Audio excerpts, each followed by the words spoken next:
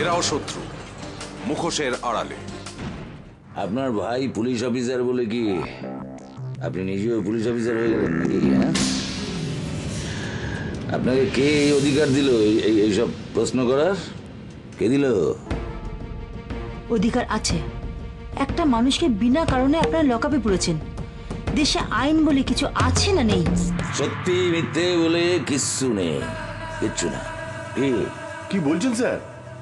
আইন বলে কিছু নেই? অবশ্যই আছে। ওই আইনের বইয়ে লেখা থাকে, ওই আইনের বইয়ের জন্য আইন আছে। আর এমনিতে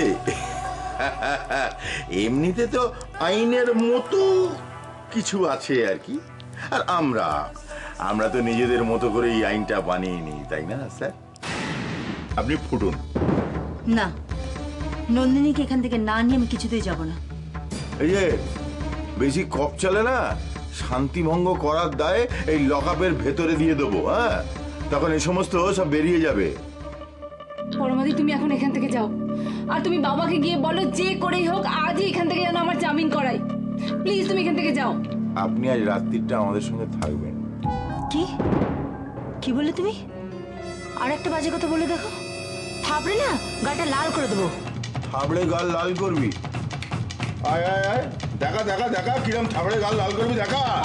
পরমাদি প্লিজ তুমি মাথা গরম করো না, তুমি এখান থেকে যাও এখন, প্লিজ যাও প্লিজ। আমি যাচ্ছি, তবে আবার আসবো। একা আসবো না। আমার বোনের গায়ে এতটুকু টাচ করে দেখো, তোমার শেষ আমি দেখে ছাড়বো। এতদিন ধরে আমি খালি জানতাম যে কয়েদি যখন জেলে থাকে না, তখন তার বাড়ির লোককেও হেলে ঠেলে তার খুব আনন্দ হয়। তোকে তো দেখে মনে হচ্ছে না যে তোর খুব আনন্দ হচ্ছে? চমকে গেলি না? তার চমকে যাওয়ার মতোই নিউজ। তোকে জেল থেকে ছাড়াবার একমাত্র আশা ছিল নন্দিনী, সে আশায় জল ঢেলে দিল শুভঙ্কর সান্যাল। তুমি মিথ্যে কথা বলছো। নন্দিনী কোনো অপরাধ করতে পারে না, ও অ্যারেস্ট হতে পারে না। তুমি বলছো বলেই আমার বিশ্বাস হচ্ছে না। তুমি মিথ্যে কথা বলছো। না, ও সত্যি কথাই বলছে। আর অ্যারেস্ট করেছে তোদের থানার ওই নতুন অফিসার শুভঙ্কর সান্যাল। আমি তোকে বলছি, ওই লোকটাকে আমার একেবারে ভালো লাগেনি। আমার তো মনে হয় এদের সঙ্গে শার্ট আছে। নন্দিনী আমাকে ফোন করেছিল। নন্দিনী বলেছে আমাকে সিমরান কেসটা তুলে নেওয়ার জন্য টাকা চেয়েছে। টাকা টাকা টাকার জন্য তোরা সব করতে পারিস, সব। কিছু ভাবিস না অমিত, আমি আছি না। নন্দিনীকে যে করে হোক আমি বার করে আনবই। আমাদের লড়াই কেউ এভাবে থামিয়ে দিতে পারবে না, কেউ না। আপনার বাবা ফোন করেছিল, অনেক থ্যাঙ্কস দিলেন। তারপরে বললেন আমার জন্য একটা গিফট পাঠাবেন। পাঠিয়েছেন? হ্যাঁ,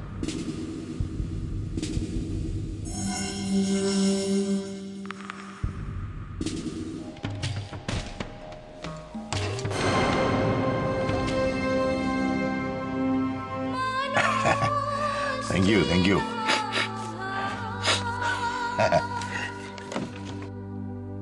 আপনার বাবাকে বলে দেবেন যেন কোনো চিন্তা না করে। আজ রাতেই ওই 40 লাখ টাকার ব্যবস্থা হয়ে যাবে। ও হ্যাঁ, তার মধ্যে 30% আমার। হ্যাঁ দাদা, কোনো পেশেন্ট এভাবে মরতে পারে না। তুমি তো ডাক্তার, তুমি তো জানো যে কোনো পেশেন্ট মরার আগে কোনো না কোনোভাবে কোনো হুঁশিয়ারি বা জানান দেয়। আর এক্ষেত্রে তো পেশেন্ট রিকভার করেই গেছিল। ম্যাক্সিমাম আর 2 সপ্তাহের মধ্যে আমরা ওকে ছেড়ে দিতাম।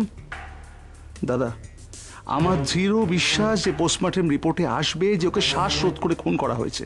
কারণ আমি দেখেছি, ওর ডেড বডি দেখেছি, মুখটা যেভাবে হাঁ করা ছিল, গলায় যেভাবে কালশিটের দাগ, আমার মনে হয় ওকে ওইভাবেই খুন করা হয়েছে।